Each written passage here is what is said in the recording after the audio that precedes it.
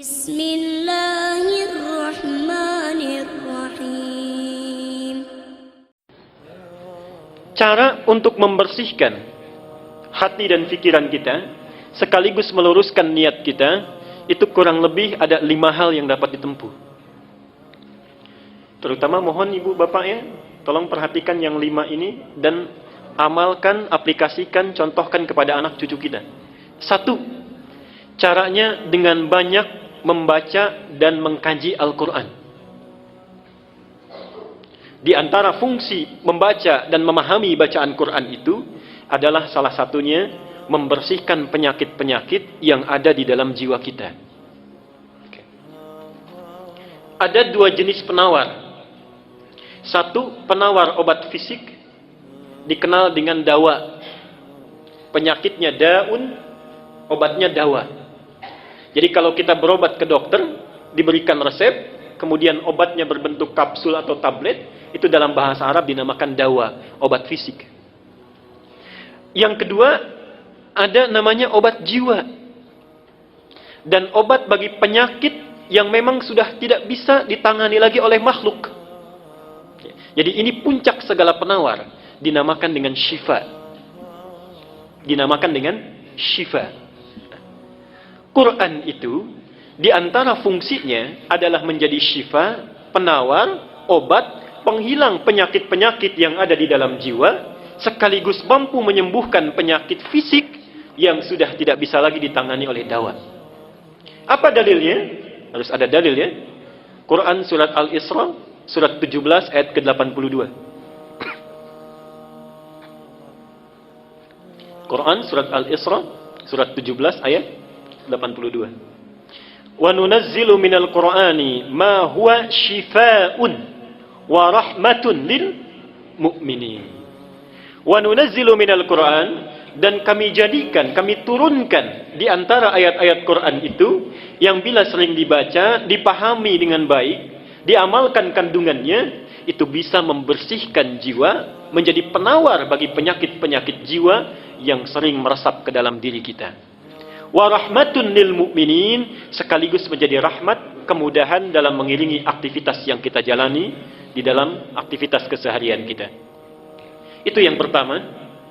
Jadi ibu bapak kalau punya putra, mau cerdas di sekolahnya, mau bagus belajarnya, itu tolong perhatikan bacaan Qur'annya.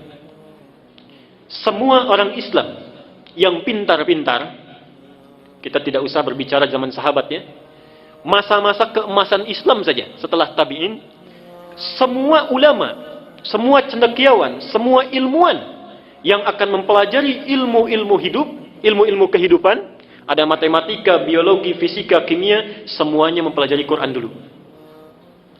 Ibnu Sina, Al-Kindi, Al-Farabi, Al-Ghazali, Ibnu Rushdi, Al-Khawarizmi, Al-Bantani, Al-Bituni, semuanya dari Quran dulu. Ibnu Sina yang dikenal dengan pakar kedokteran, usia 17 tahun sudah menjadi dokter spesialis, rujukan para dokter di masa itu usia 7 tahun sudah hafal Quran. Usia 7 tahun. Semua ulama Islam itu orang tuanya memasukkan dulu anaknya untuk hafalan Quran. Apa di antara keunggulannya? Orang-orang yang hafal Quran itu rata-rata ingatannya terbuka, kecerdasannya meningkat.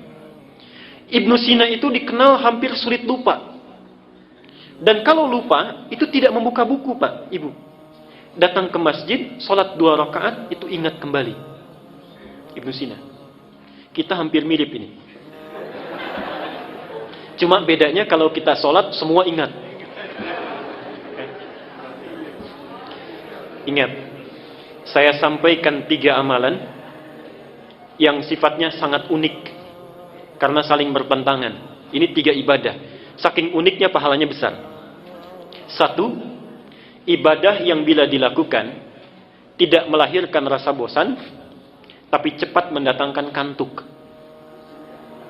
Ibadah yang bila dilakukan tidak melahirkan rasa bosan, tapi cepat mendatangkan kantuk. Baca Quran. Baca Quran. Itu biasanya begitu. Kalau baca internet, majalah, koran bisa 1 jam, baca Quran 5 menit saja sudah pegang mushaf, sudah ngantuk. Sampai kaget mic. Berarti pasti betul. Yang kedua, kan tidak ada sampai sekarang orang bilang saya bosan baca Fatihah, gitu ya. Pasti terus. Tapi baik dibaca dalam sholat ataupun biasa itu cepat ngantuk. Yang kedua, satu amalan yang dilakukan saat bersamaan, mengingat sesuatu yang lupa sekaligus melupakan sesuatu yang diingat. Ingat sesuatu yang lupa sekaligus melupakan sesuatu yang diingat. Sholat. Saat kita bertakbir itu, seharusnya kita kan ingat ya, ini rakaat pertama, kedua, tapi bisa lupa.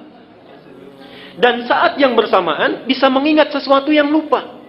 Kunci ditaruh di mana ingat, kan? Buku hilang di mana ingat, arisan tanggal berapa belum dapat ingat, juga semua masuk. Ya. Dan yang ketiga, amalan ibadah yang semuanya bagus, yang bila dilakukan merekatkan sesuatu yang renggang sekaligus merenggangkan sesuatu yang rekat.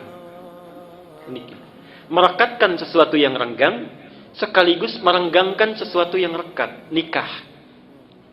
Nikah itu ibadah yang dilakukan bisa merekatkan sesuatu yang renggang. Ini tidak kenal dengan si A, setelah dinikahi menjadi saudara mahram bil musaharah. Saking dekatnya disebut persaudaraan ini mahram. Artinya anak yang tadinya belum bisa melihat aurat ibunya yang tidak pakai kerudung, sekarang boleh melihat ibunya rambutnya tanpa hijab. Mahram bil musaharah, saking dekatnya. Tapi saat yang bersamaan merenggangkan sesuatu yang rekat. Coba lihat. Ada anak perempuan dikandung, berat ibunya mengandung, dilahirkan berjuang hidup dan mati, diasuh, nakal, menanggung malu, dibawa ke pesta mempermalukan, dibawa ke masjid main-main, itu kan? Setelah dewasa, tumbuh cantik, belum genap, belum sempat dipetik buahnya, sudah dibawa oleh orang lain yang baru dikenalnya. Anak laki-laki, perawatannya sama, walau tidak kalah repot. Setelah dewasa, tumbuh, dapat gaji, belum sempat diberikan pada ibunya, sudah harus diberikan kepada orang yang baru dikenalnya. Renggang. Ya. Karena itulah hati-hati, tidak ada mantan ayah dan ibu, dan kata Nabi, celaka, bu'dan liman adraka abawahil kibar falam yudkhilal jannah. Celaka orang yang masih hidup bersama orang tuanya, sudah sepuh tapi tidak mampu memasukkannya ke dalam surga. Yang kedua adalah memperbanyak salat malam. Memperbanyak salat malam, rajin tahajud. Itu untuk membersihkan jiwa dan pikiran kita. Dalilnya surat Al-Muzammil ayat ke-6. Inna nashi'atal laili hiya ashaddu wat'aw wa aqwamu qila. Sungguh bangun malam itu, salat malam itu lebih cepat menyentuh kepada jiwa. Di antaranya bisa membersihkan diri kita. Saya cepat saja. Al-Muzammil ayat ke-6. Yang ketiga, banyak melakukan puasa. Banyak melakukan puasa. Di antara fungsi puasa itu memperbaiki perilaku yang tidak baik dan membersihkan penyakit jiwa yang buruk. Mana dalilnya? Sahih Al-Bukhari nomor hadis 1869. Sahih Al-Bukhari nomor hadis 1869.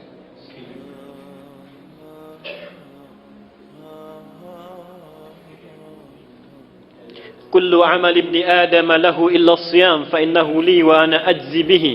Setiap amal anak Adam itu untuknya kecuali puasa, maka dia untukku dan aku yang memberi pahalanya. Terusannya apa?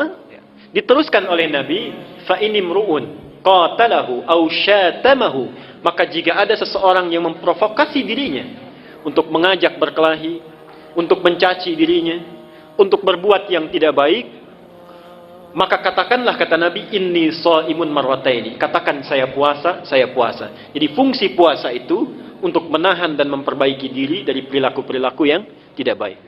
Yang keempat, masih ibadah. Yang keempat, memperbanyak istighfar dan bertaqarrub kepada Allah.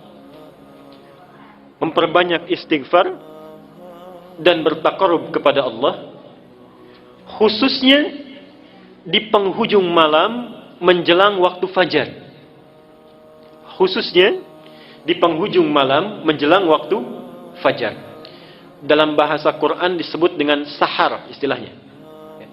Wabil ashari hum yastaghfirun. Surah Az-Zariyat, surah ke-51 ayat ke-18 dalilnya. Wabil ashari hum yastaghfirun. Dan yang kelima, yang terakhir, memilih teman yang baik. Berkumpul dengan orang-orang yang soleh. Ilmu kita bagus, hati kita baik, tapi berkumpul dengan orang-orang yang jelek, perilaku anak pun akan terpengaruh. Ini maaf Pak Ibu ya, tolong mulai sekarang itu kalau cari-cari sekolah, cari universitas, cari yang 5 kriteria ini baik. Yang bisa memberikan akhlak yang baik, tempat yang baik. Jangan sekedar pandai ya, pandai itu gampang dicarinya. Tapi carilah sekolah yang memberikan akhlak yang baik.